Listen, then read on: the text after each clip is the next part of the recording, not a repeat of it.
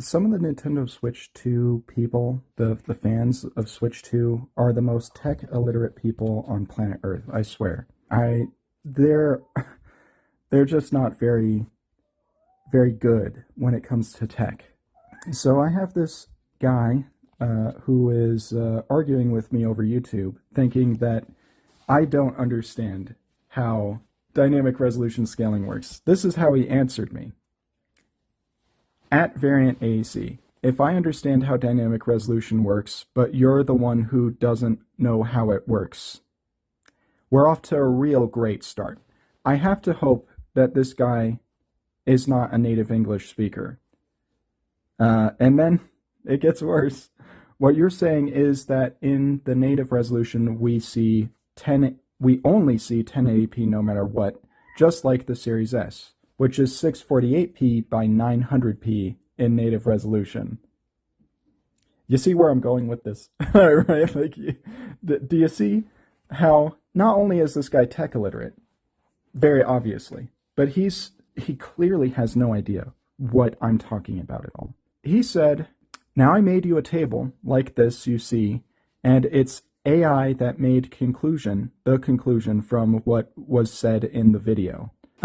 Here's the comparison between the Xbox Series S and Switch 2, taken from the previous summary. Advantages for Switch 2, image quality from DLSS. Limitations for Switch 2, NPC and vehicle density for Series S."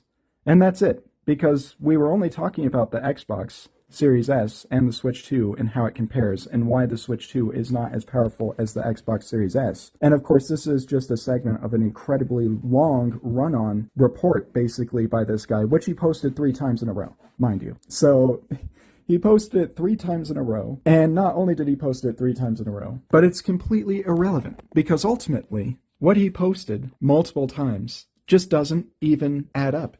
Look, the Switch 2 is not pushing the same number of pixels as the Xbox Series S. That's just how it is. The Series S has a native resolution of 1080p. That's 1920 by 1080, not 648 by 900. I don't know where he even got those figures. To my knowledge, the game is not rendering with a dynamic resolution scaling system. There's no dynamic resolution scaler, to my knowledge. I could be wrong. I haven't analyzed the game. I don't even have Cyberpunk on the systems that I do own. But I don't have an Xbox console, and, well, like the last console that I had was 360. It was the only Xbox that I had. Then you have the Switch. I don't have either of the Switches. I don't plan on getting either of the Switches. But the people who are arguing that Switch 2 is comparable to the Xbox Series S, it's like in image quality, yeah, kind of. It's pretty comparable. You know, I won't say that it isn't, but it's still not better than the Xbox Series S. It's comparable. It's coming close. It still looks blurrier, but it's not worse, dramatically speaking. Right? You know, it would be dramatic to say that it looks significantly worse. I'd say it's comparable. It's not equal. It's not better, but it's close. It's better than the PS4, right? The PS4, just the image quality there, PS4 has worse image quality. And even then, it's not that much worse. What makes the PS4's image quality worse are things like screen space reflections being weird and messy, and the TAA implementation leaving horrible artifacts all over the place, which DLSS completely eliminates, at least in the comparison scenarios that were showcased, right? Like you look at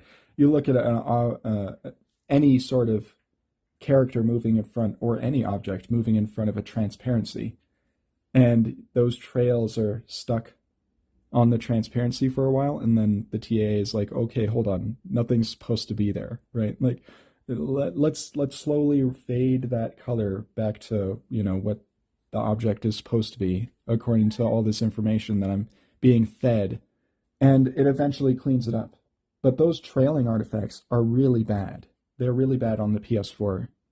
They're less bad on PS4 Pro, probably because the resolution is just higher.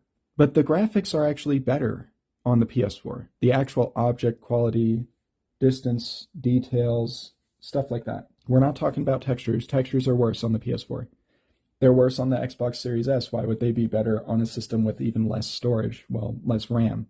let's say. Storage has nothing to do with RAM, and RAM speeds and storage speeds and stuff like that don't have really much in common with performance, right? They don't actually improve performance dramatically.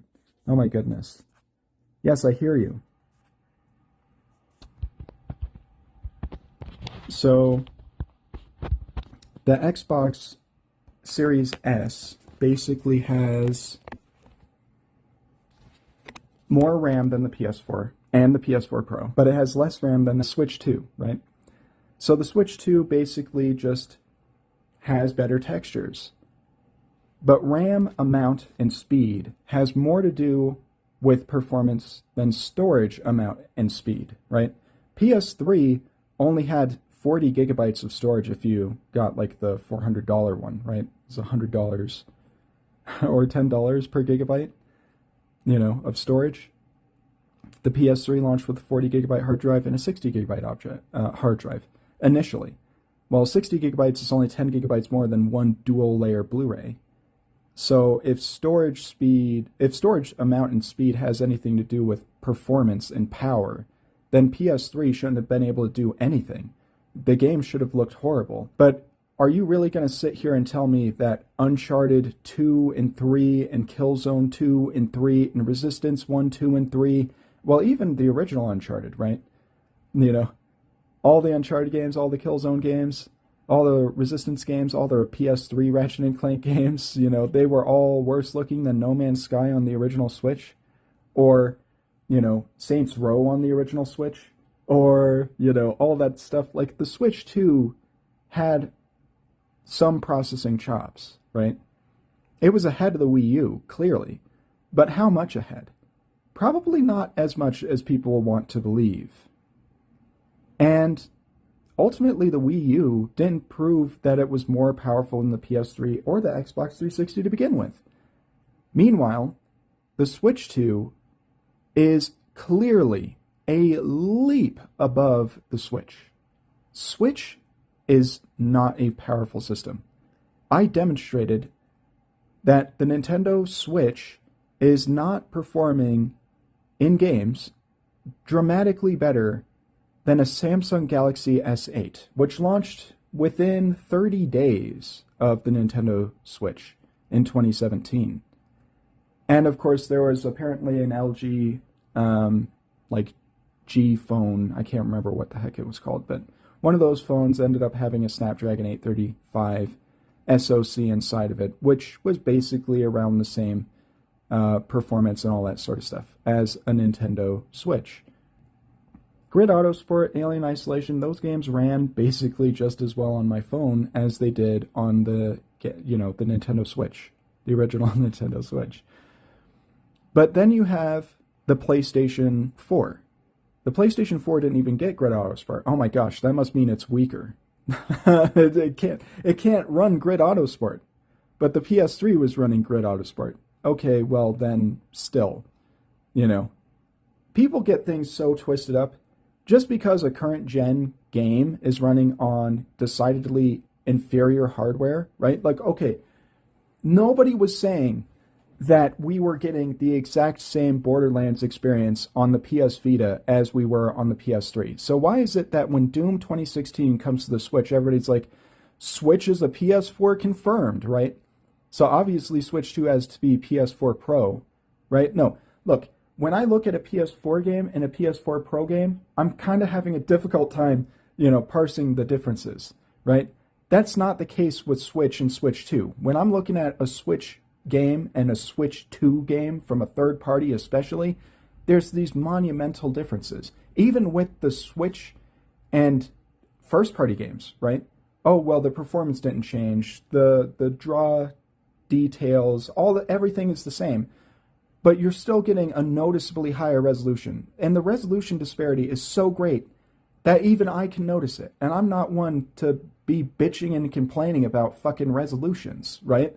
I don't care, right? But it's so great that even I notice that sort of stuff. And then you have Breath of the Wild, right? Double the resolution, double the performance, right? Or nearly double the resolution, right? We went from 1080p to 1440p native, that's still a heck of a resolution increase and double the performance. So the Switch 2 is clearly a leap. Even first-party games are demonstrating that. But you know what really sucks is that the Nintendo Switch 2, basically, it's not really competitive with the PS4. When it comes to resolution, the Switch 2 is way behind.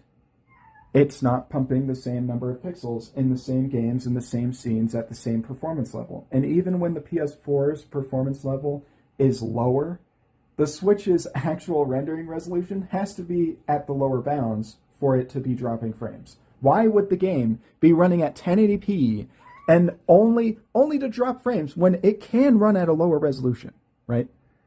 So it can avoid performance drops. When the game's running well, it's running at 720p. What is this guy talking about? What is this guy smoking? But this is what these people are like. When it comes to technology, they're completely boneheaded. They're stuck. They're broken.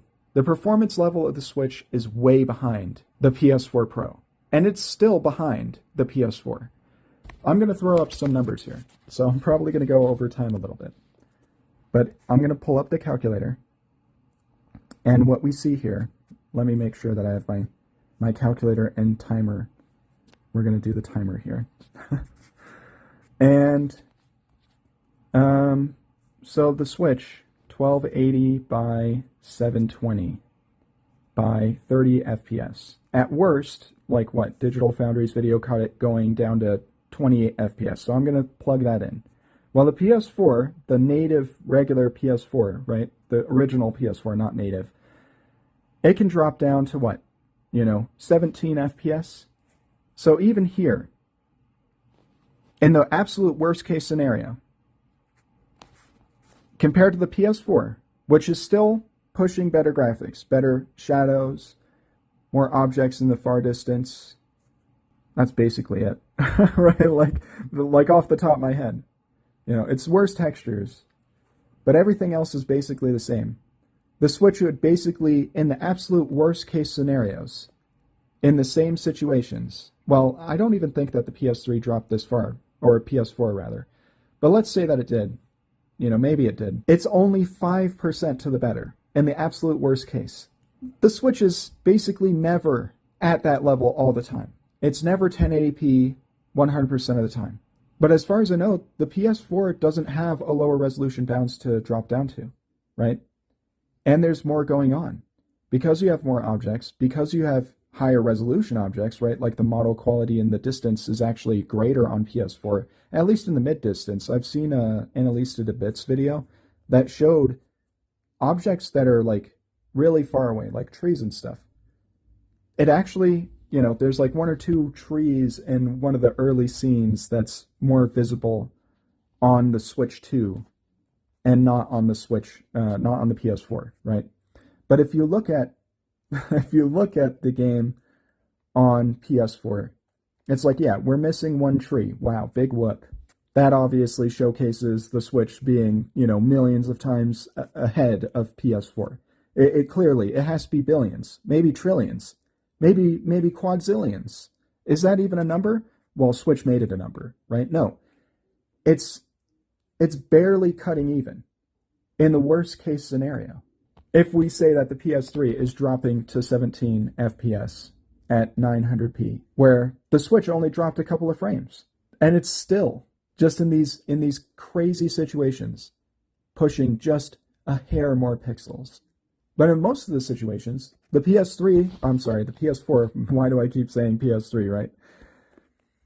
The PS4 is rendering at 900p, and it's sticking closer. We'll say 27 FPS as an average versus, well, we'll lowball it. Obviously. We have to. So the PS4 running Cyberpunk 2077, we'll say that game is running at a locked 20 FPS. Well, the Switch 2 still struggles to hit 30 FPS, especially when you're driving around and stuff. Well, the PS4 is generally above 20 FPS, even while driving around. So even if we say that the Switch 2 is locking to 30 FPS, the PS4 ends up rendering 4% more pixels at 20 FPS at 900p than the Nintendo Switch at 30 FPS at 720p. And as Digital Foundry showed by unlocking the frame rate using the performance mode, that, 30 FPS isn't really, it's not really, it's not a suggestion, That's basically the limit. Because even for the performance mode, 40 FPS mode, right, we're not getting very far. We're getting like 31 FPS. But the resolution now can be as low as 540p. So is the resolution closer to that lowest bound now? I mean, we are getting better performance while we're driving around now. We're staying above 30 instead of dropping below. So even if the PS4 is rendering at a locked 20 FPS, it's ahead of the Switch 2 in raw pixel performance. And not only that, but again, we're still getting more objects, higher quality objects in the mid and far distance. So what's going on? Switch 2 is clearly not as powerful as the PS4. And that's all I really need people to understand, right? Like, it's very simple. It's not complicated. It's not rocket science, but it's something that's very frustrating. When you see that there are so many people out there that don't know how technology works, it really does blow my mind a little bit. It really does. It's crazy. I don't know why it's so frustrating for me. But this was supposed to be a quick video. We're still kind of like under 20 minutes. I guess that's going to have to do it. That's all from me for now.